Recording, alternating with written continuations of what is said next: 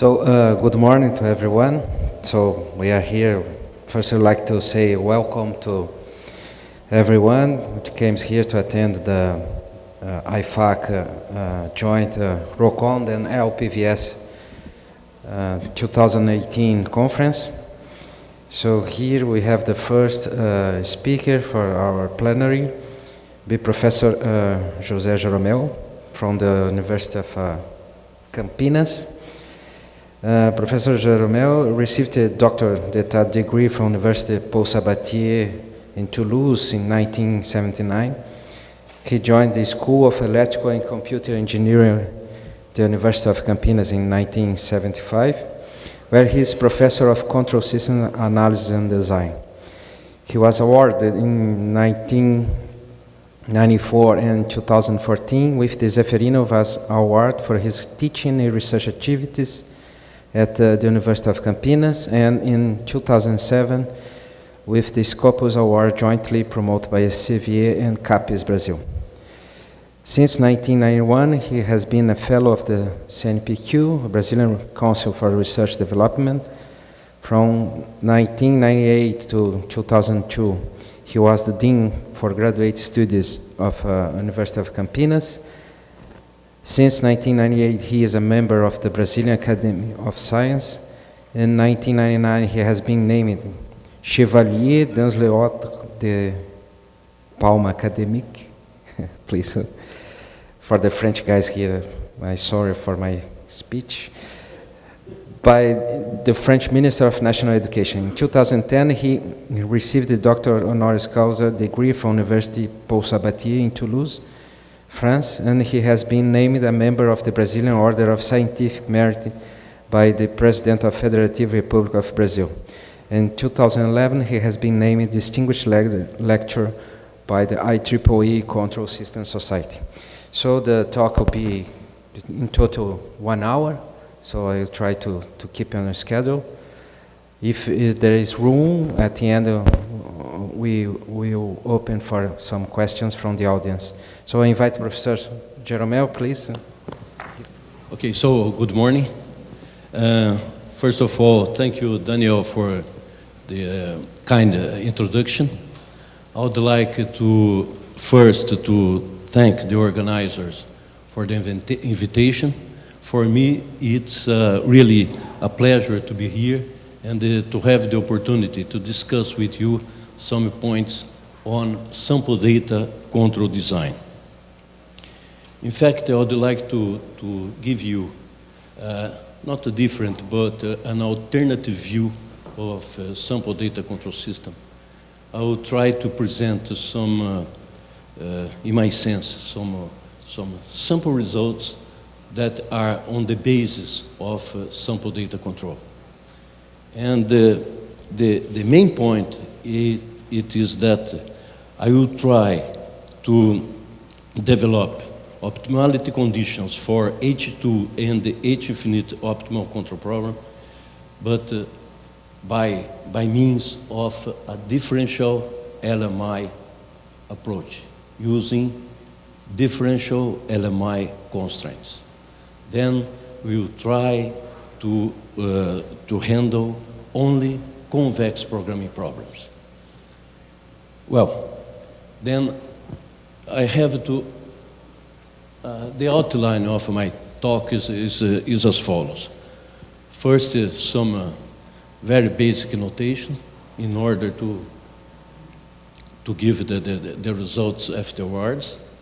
Then the motivation, and the motivation here will be related to robust control of sample data control systems. And the main point here is that when you try to work with the sample data control, we have to calculate the exponential of matrices. And then in this sense, the convex constraints normally they become nonlinear and non-convex. We'll try to discuss this point as a main motivation for the use of DLMIs. Then the sample data control, and for that, I will try to express in a general form of sample data control in terms of hybrid systems, and then the use of a Newton-Jacob equation together with dynamic programming in order to express the optimality conditions. At the end, some numerical issues, very, very simple, and I will try to do some simulations to see, to illustrate the results. And at the end, some conclusions. Well,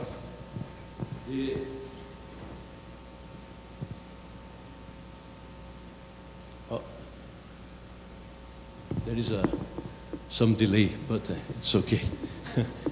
Then for the notation, as usual, capital R is the set of real numbers, R plus the set of non-negative real numbers. Oh, okay. And capital N is the set of natural numbers. The trace function of a square matrix is denoted simply as TR in boldface. Positive definite symmetrical real matrix is denoted as X greater than 0, and the maximum eigenvalue is denoted as sigma max. Of course, they make the maximum eigenvalue of a real symmetrical matrix. Here, it's important to keep in mind that for normal bounded signals, then the set of normal bounded signals in continuous time is capital L2, in discrete time L2. And here, psi t minus indicates the limit from the left. This obviously it's important whenever psi is not continuous. Finally, f of tk which is equal to f of t evaluated at tk for some k belonging to capital N, is denoted simply as f of k. Then, the first point. Suppose that you have an A matrix, real 1 and square.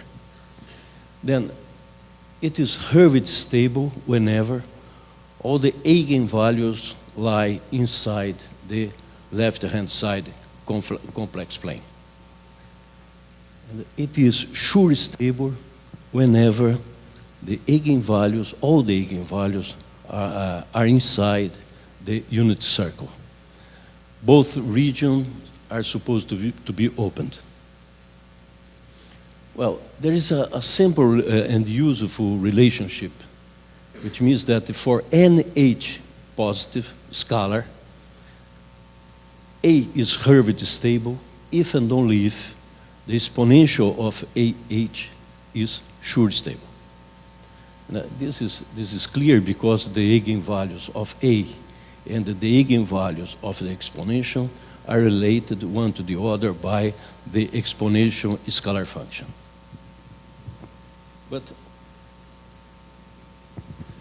what happens now if you try to work with sets of matrices?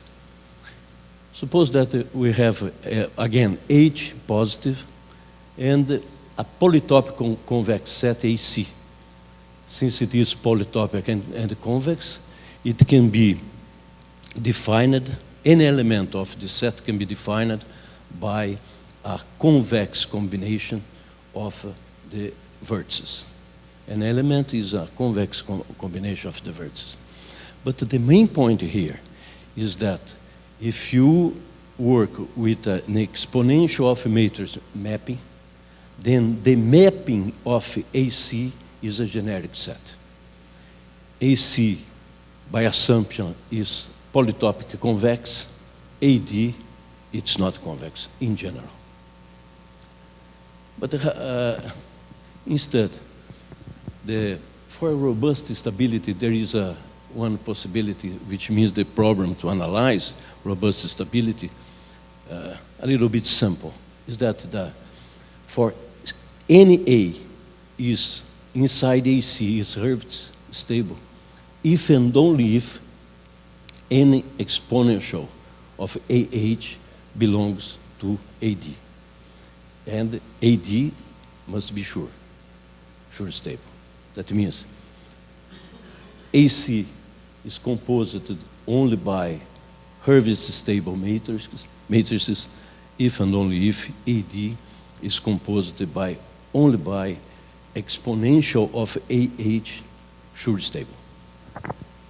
Then, from the point of view of analysis, the problem is not so complicated to analyze stability. But look what happened in the case of synthesis. Suppose now that this is a very common problem in the framework of sample data control system. We want to determine a state feedback gain L such that AH plus that integral times L is sure stable for all AB belonging to a polytopic convex set. Since, for example, the exponential of AH is very, very complicated and non-convex, this problem is not simple to handle. In fact, this is a nonlinear and a non-convex parameter dependent problem. It is hard to solve. And of course, if you involve this kind of system in a performance determination, then again the difficulty remains.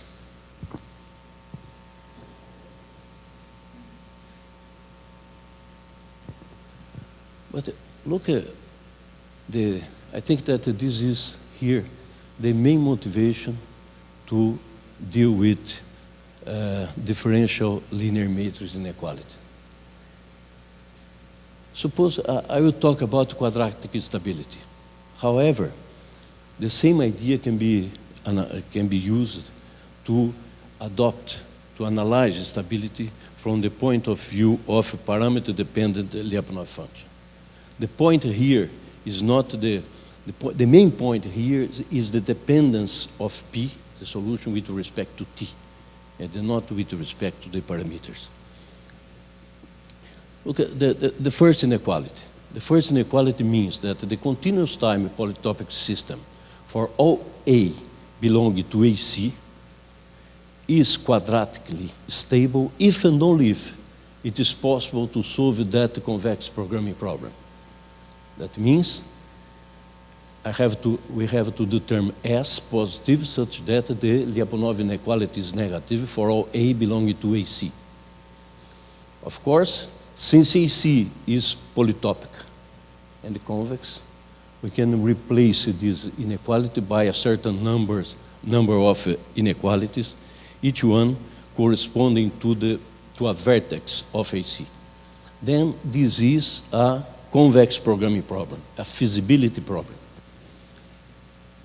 And it's interesting to keep in mind that that inequality here is of algebraic type.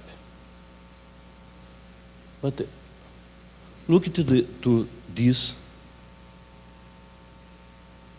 differential linear matrix inequality. And first of all, suppose that we want to determine S positive such that P at time 0, P at time H is equal to S positive, and this differential linear matrix inequality holds. But it must be verified for all A belonging to AC, and the T belonging to the time interval 0H. It's interesting to see that this is a differential inequality, but now it is convex, because in order to try to get a solution, we can replace this inequality by one inequality for each vertex of AC. Okay? Then, this is a convex problem, convex programming problem to be solved. But if you find a possible solution of this, and plug this solution here at the boundary condition, you get exactly this inequality. Then you have converted the problem of determined a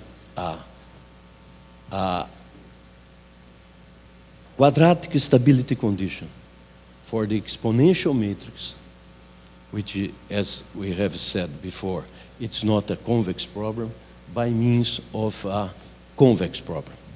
The difference is that this one and the previous one, they are algebraic constraints. But in order to keep stability, to keep convexity here, we have to handle differential linear matrix inequality. If you do that, then convexity is assured. It's also interesting to mention that if this is true, if it's possible to determine S positive such that it is true, then this is always true also. The contrary is not true. That means we can find a solution for these inequalities for a certain H, but here it's impossible to get a feasible S definite positive.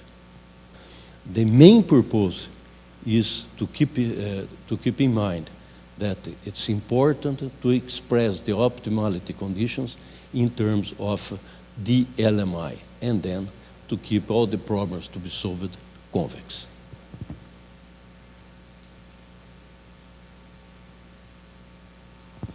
Then we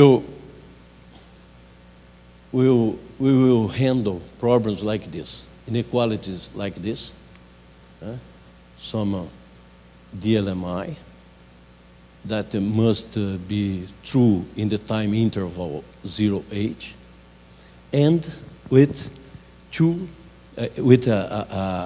boundary conditions. A boundary condition which is in fact mixed. The boundary condition depends on P0 and pH. Even though it will be possible to solve this kind of problem in only one shot. It's not necessary to introduce some kind of iterative procedure. This is also possible, but there is some other possibilities. I will discuss this in some minutes. But it's important to mention that this inequality here, it is linear with respect to F, G, and J. Then it's linear with respect to the parameters. And then we can handle known uncertainties. The feasible solution, we can try also to solve this, to find P of T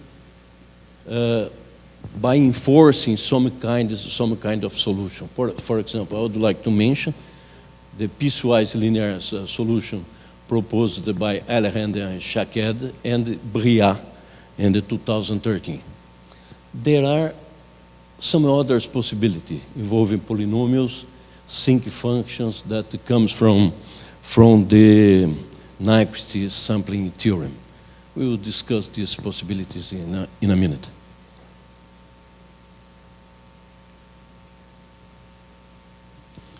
Well, it's important also to keep in mind that all problems that we will try to solve involve this kind of constraint.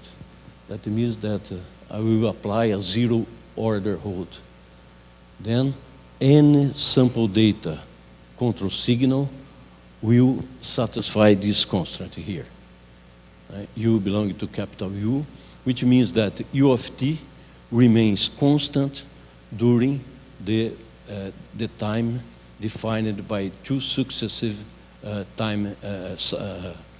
sampling times, which is like this. T of 0 is 0, and the sampling times are evenly spaced. tk plus 1 minus tk is equal to h positive. I will also relax these constraints in a minute. Well, to solve the H2 and H infinite optimization problem, we have to include this constraint. And in this sense, I would like to mention here three seminal books in this topic: Ragazine and Franklin, Chen and Francis, and the Ishikawa and Katayama. The last one, the authors apply to sample data control system the notion of a hybrid system, the same that we will try to do in afterwards. Well, sample data control.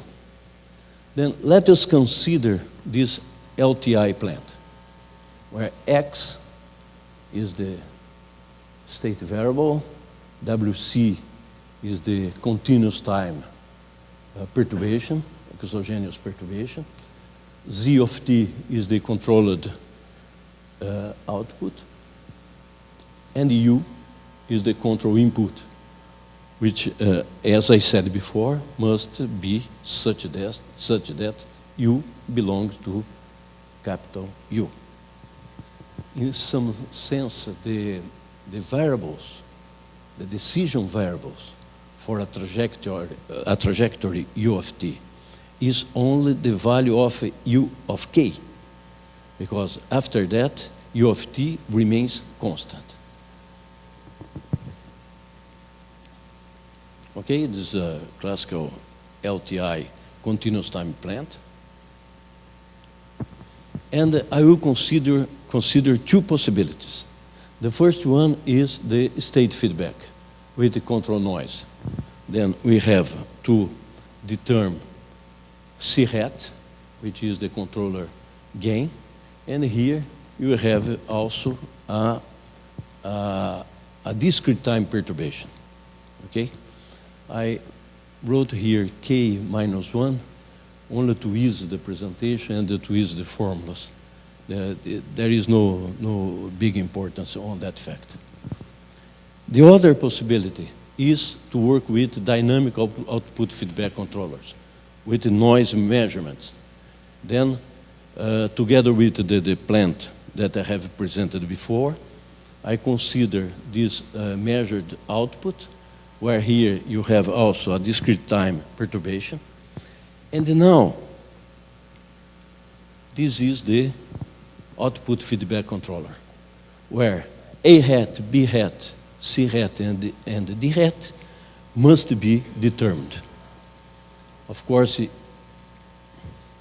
Y of k feeds the output feedback controller. It starts with the initial condition x hat minus 1 equal to 0, and at this point, it is important, very important to mention that for me, and in order to present the results, full order controller means that the dimension of x hat and c is equal to the number of the states of the plant plus the number of inputs. Only in this, if you do that, it is possible to write the optimality conditions of H2 and the H infinite optimal control problems in terms of the LMIs. Of course, this includes the solution. If you have an optimal solution, which is a controller of order Nx, certainly will be some kind of pole and zero cancellations. Will be an example to illustrate this point in a minute. Then the two classes. Then the main idea is I have a sample data control problem in a general framework. I try to convert this to a hybrid system, and this is always possible in terms of in the framework of linear control systems. And then with the linear system at hand, we use first the Hamilton-Jacob-Bellman equation to handle the continuous time part of the hybrid system, and then the Bellman's principle of optimality in terms of dynamic programming to handle the constraints, the boundary constraints.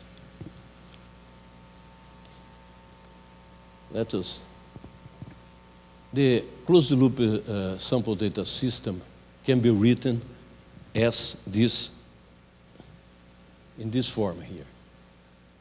Psi of t, then this part, psi of t, the input is WC.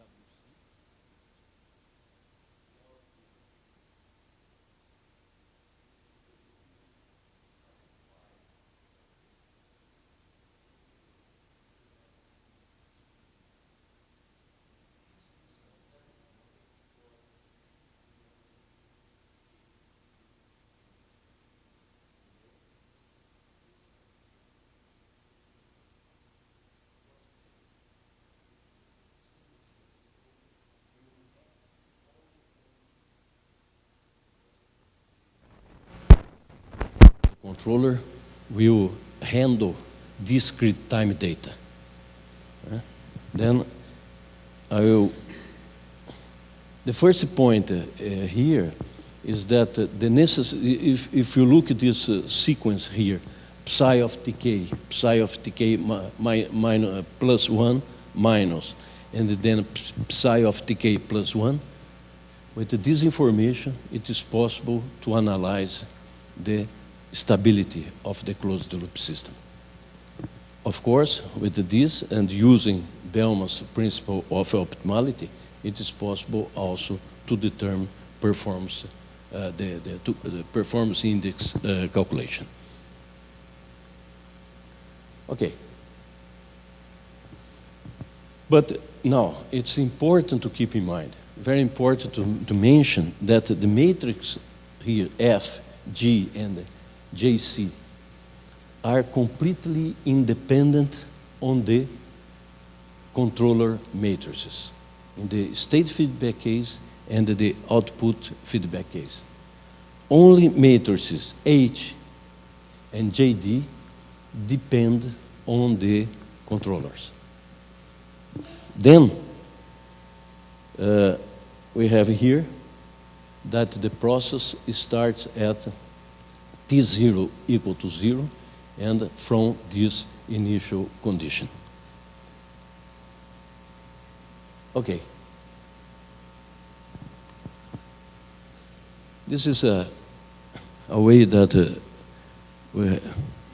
that it is possible to determine H2 and H infinite performance.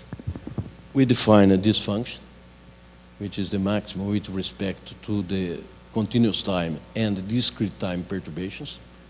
And here we have to add the square norm of the continuous time and the discrete time perturbation, and here is the output. The H2 sample data control problem can be written like this. This is, in fact, J infinite is the minimum gamma such that this is non-positive. For the H2 sample data control, you have to add the value of this function for gamma equal to infinite. Because in this case, this will be 0. And then the value of this function is exactly the norm of the output corresponding to the a certain initial condition. The initial condition, in fact, is obtained by the impulse input in each perturbation channel. Impulse of continuous time type and the discrete time type. Oh.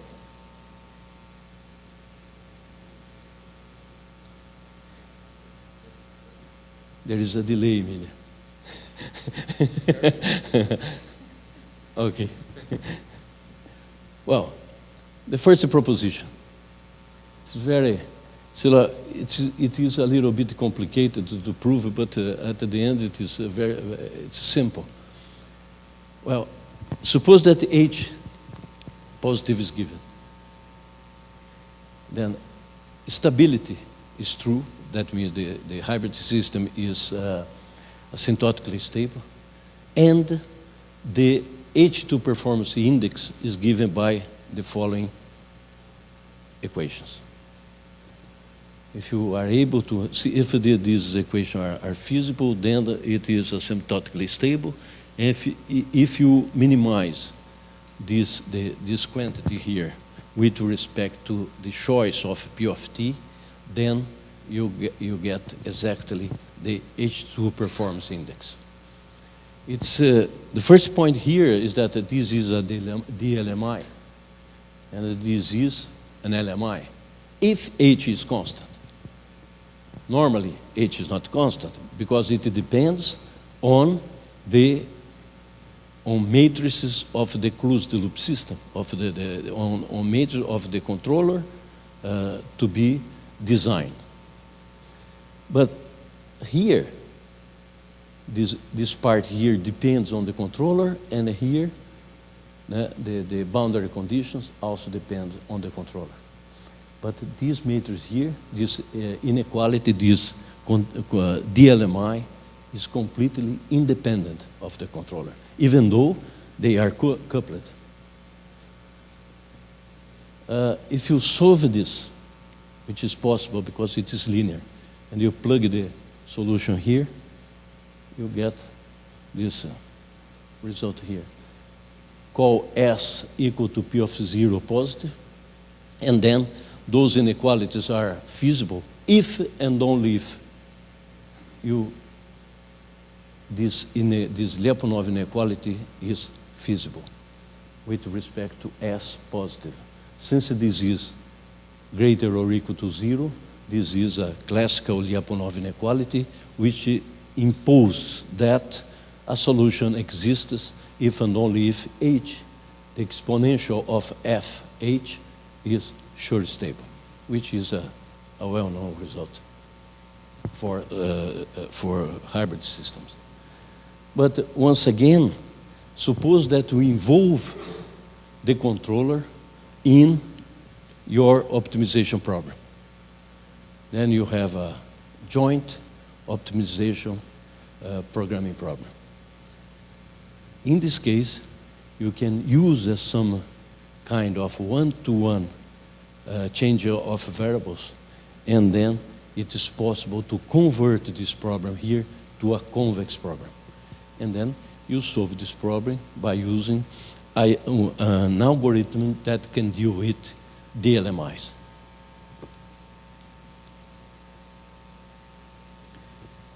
Look what happened to the case of H infinite design. For H infinite design, you have here O. Okay. You have here, you have to minimize with respect to the choice of P and gamma. And I call this DLMI because it's clear here that you can apply in this term here the Schur complement, and then this will become linear with respect to P. And then we have here the boundary condition to be satisfied. And this is completely free of the controller, and this depends on the controller matrices.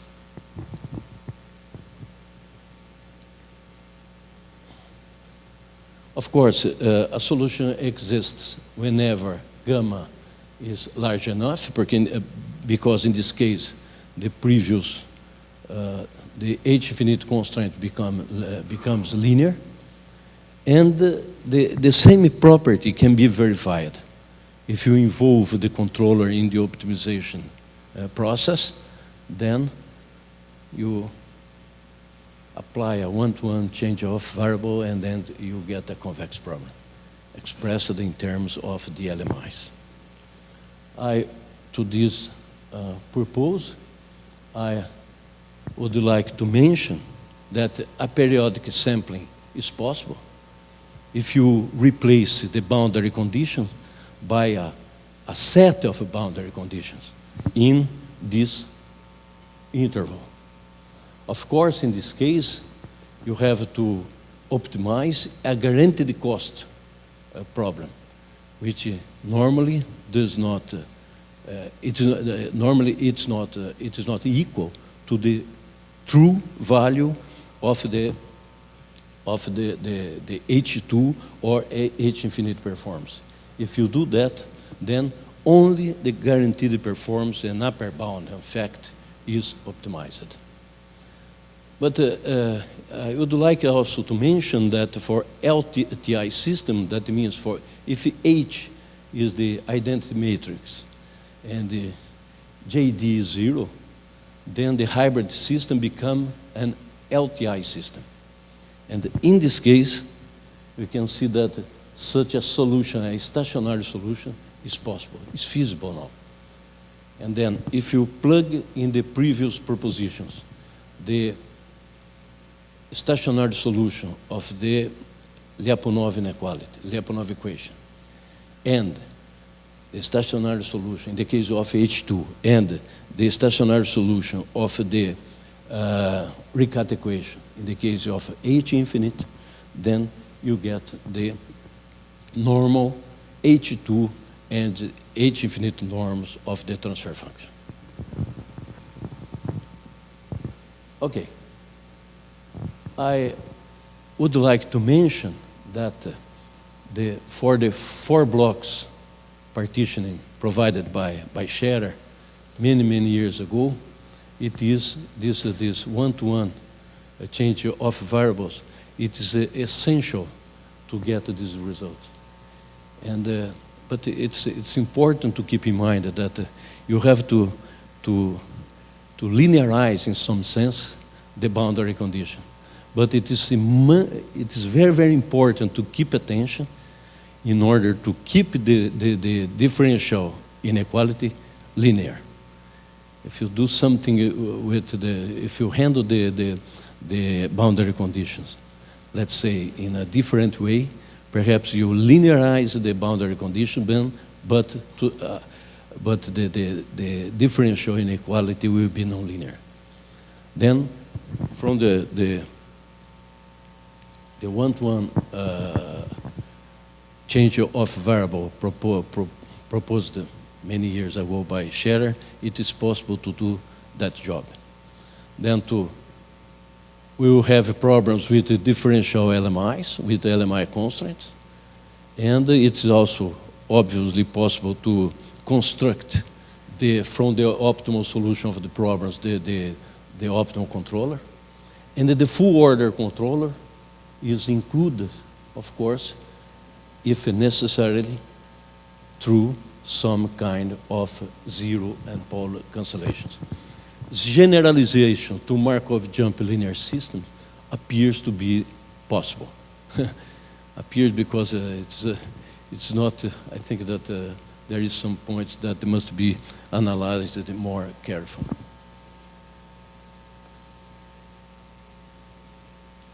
Well,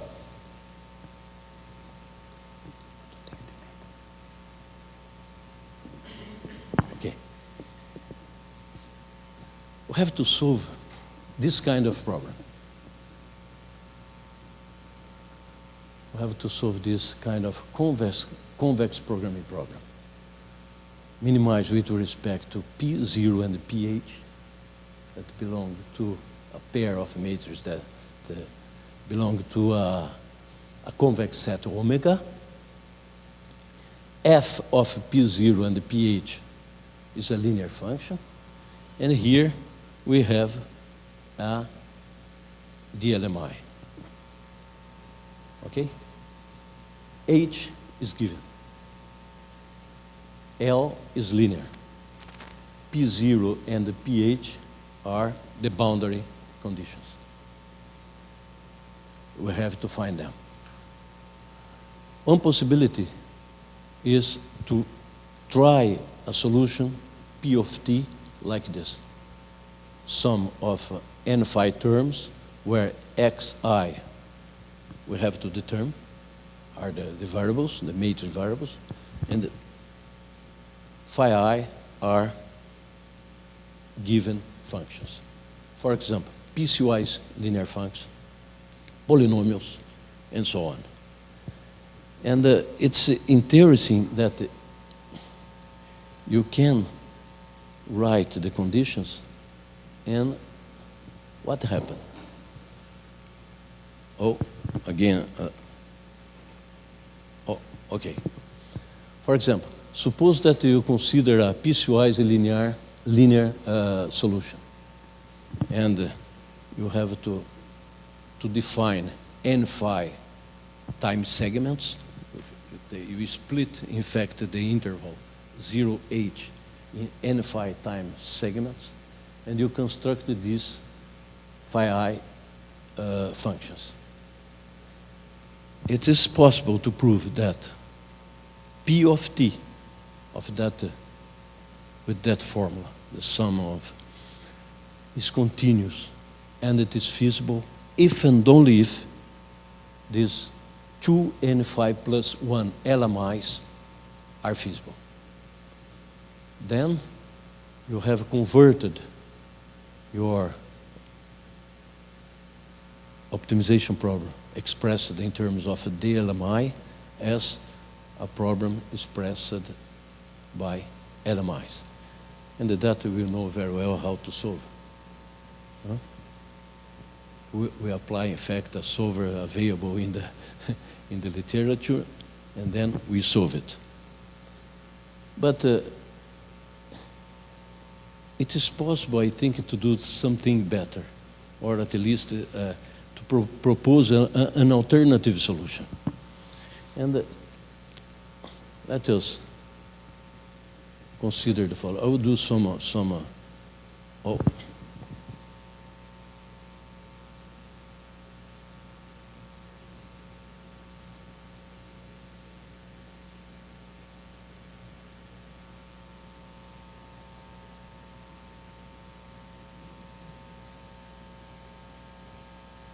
Okay. Now, suppose that the polynomial case, phi of t is equal to this polynomial. I now, from 0 to n phi minus 1, is not the number of time segments, but now is the degree of the polynomial. And I will try to use here a very classical convex optimization problem, outer linearization, which I think it is very, very well adapted to handle this kind of problems. And I will generate a number of lower bounds to the optimum. And then the optimality condition for this class of problems is that if you find a feasible solution, it is optimal. And then feasibility is very simple because it is only necessary to determine the eigenvalue maximum of this constraint here, the max with respect to t in the time interval. This is a unidimensional search, which can be done with a certain difficulty, but it is not very, very hard to do. Let us do some, if possible. There. Ah, perfect. Suppose that the idea is this one. At the first iteration, I replace that problem with a DLMI by the same problem with the boundary conditions, but the DLMI must be satisfied at t equal to 0 and t equal to h, only that. I solve the problem and I get the optimal solution and the minimum value of the objective function. And I verify if the solution provided by the problem, by the optimal solution is feasible. Then I calculated the sigma max. And here, negative. H here is 2, negative. The sigma max says that it's not feasible, because I have here a sigma max that is positive. Now, the most violated constraint at t equal to 1. I impose that now the same solution, the same polynomial solution must be negative here at this point. Then I have now one more constraint.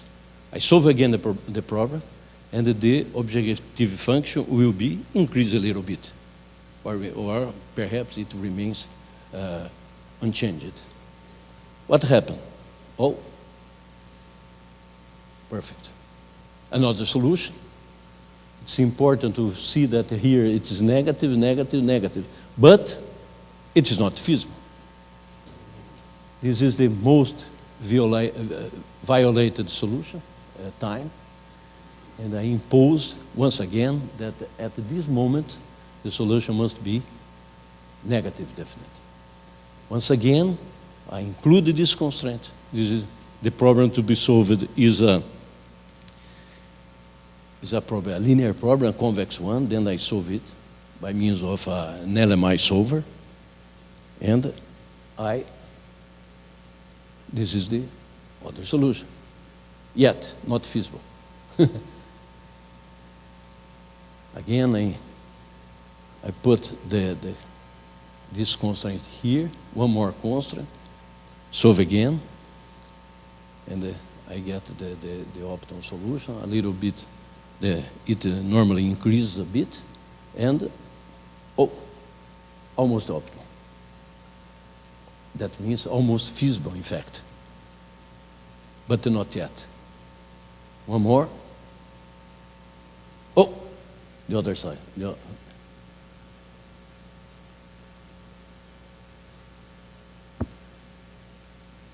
And finally, this is the optimal solution. It's in